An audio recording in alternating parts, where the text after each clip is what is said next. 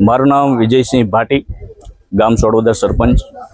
હમણાં 2 દિવસ પહેલા જે વરસાદ થયો છે, હકીકતે વરસાદ તો કુદરતી જે 8-10 ઇંચ જ હતો, પણ ખરેખર અમારા જે 5-6 ગામ છે કે સોડોદર, ઘોડોદર, પ્લાસવા, વિજાપુર, સોનાડી, રાયપુર, આ બધા ગામોમાં જે પાણીની જે તારાજી થઈ છે, હવે અમને એવું લાગ્યું કે આ તો કુદરતી છે, પણ હકીકતે પછી તપાસ કરતા અમને ખ્યાલ આવ્યો કે હકીકતે આ વિલિંગન ડેમનું પાણી છે એ અમારા બાજુ છે એ જાણી જોઈને વાળવામાં આવ્યું છે।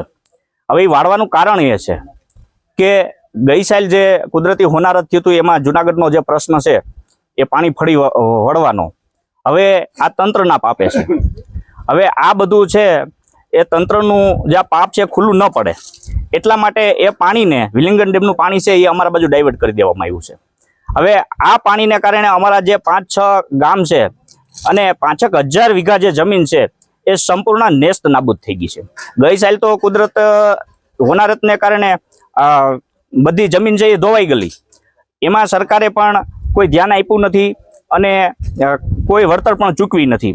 ખેડૂતોએ પોતાના સ્વખર્ચે, ગરીબ ખેડૂતોએ જે આખું વર્ષ મહેનત કરી છે અને પોતાના હજી ખેતરો છે એ રેવલ પણ નથી કરી શક્યા, ત્યાં ફરી પાછું આ વર્ષે આ માનવ સર્જિત હોનારત આવ્યું છે અમારે। એટલે અમારે શું કરવાનું?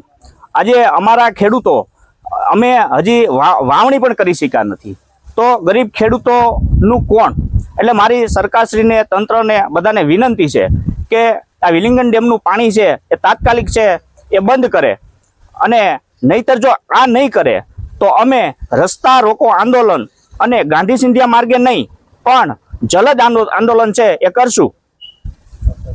હું પ્લાસવા ગામના પ્રતિનિધિ તરીકે ભરતભાઈ બાબુભાઈ સિદ્ધપરા। અમારા ગામની હાલની પરિસ્થિતિ એ છે કે અત્યારે આપ લોકો મીડિયાના મારફતથી તંત્રને ઉજાગર કરવા માટે આવ્યા છો। પહેલાં તો ખૂબ ખૂબ આપણી ટીમને અને આપને અભિનંદન કે અમારો પ્રશ્ન તમે હાઇલાઇટ કરી, એટલે ખોટો હાઇલાઇટ નહીં, સત્ય છે એ હાઇલાઇટ કરી અને ગરીબ ખેડૂતોનું જે પરિસ્થિતિ છે એની વેદનાની તમને દુઆ મળશે। કારણ કે અત્યારે લગન તો સમજી લ્યો કે હારા જબા પહેરી, ખંભે ખેસ નાખી, સારા અધિકારીઓ એની વાહવા થઈ છે, પણ જો ખેડૂતની વાહવા થાય ને ઓમાં કદાચ આપસીને હું એવું આક્ષેપ નથી કરતો, પણ આપસીને એમાં કદાચ વેતન મળતું છે, પણ કુદરતનું જે વેતન મળશે ને એટલે એમાં આપણા હાથ પગે લૂલા નહીં થાય, હૃદય રોગના હુમલા નહીં આવે, એટેક નહીં આવે, અને ઓલાને તો ખાટલામાં પીડા ભોગવવી જોઈએ। એટલે આ બધું ધ્યાનમાં રાખી અને ખેડૂતની હાસી વેદના સરકારના કાન ભંભેડી અને કાન લગન પૂગે। સરકારને ખબર છે, ભ્રષ્ટ અધિકારીઓને ખબર છે, ભ્રષ્ટ રાજકારણીઓને ખબર છે, પણ સારા માણસોની વેદના સાંભળે કોણ? અને એક અમે એવી અપેક્ષા રાખીએ કે આપ જે મીડિયાવાળા છો, અત્યારે પરિસ્થિતિ એ છે કે અત્યારે તમે જોવો જ છો, અત્યારે જમીન ભવાય એમ નથી। પાછો વરસાદ થાય એટલે અમારા ગામની સંપૂર્ણ જમીનમાં વાવેતર થાય નહીં અને ખેડૂતને કાંઈ પણ ગીંજામાં આવે નહીં। એટલે આ પરિસ્થિતિ છે અને પછી જલદ આંદોલન કરવું પડે, રસ્તા રોકો આંદોલન થાય અને પબ્લિક ઉપર કાંઈ થાય અને સંપૂર્ણ જવાબદારી તંત્રની અને ભ્રષ્ટ અધિકારીઓની રહે।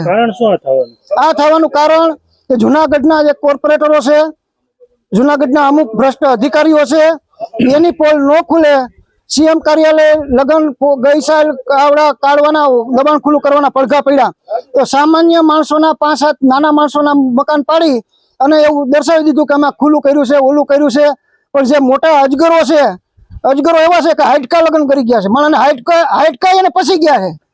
માનવભક્ષી, આ તો માનવભક્ષી દીપડા કહેવાય, પણ આ તો માનવભક્ષી માનવ છે। એટલે એના મોટા બિલ્ડિંગો આખે એના પેટમાં કરી ગયા છે ને, એ ખુલ્લા ન કરવા પડે ને, એટલે આ બધું પાણી ડાયવર્ટ કર્યું છે। તમારું નામ? મારું નામ દેવાનંદ છે। હું આ જમીન ભાગ્યું આવું છું।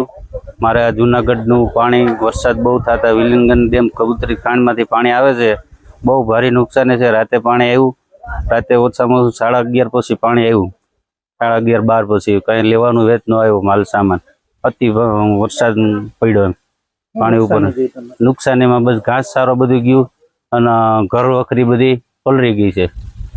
શું માંગણી છે તમારી? અમારી માંગણી એવી છે કે આ પાણી બંધ થાય ને તો બધા ખેડૂત માટે સારું, બધા નાના માણસ માટે। જુનાગઢ ગ્રામ્ય લોકોનો આક્ષેપ છે કે કબૂતરી ખાંડનું પાણી છે ને ડાયવર્ટ કરી દેવાનું વન વિભાગ તરફથી, શું કહેશો?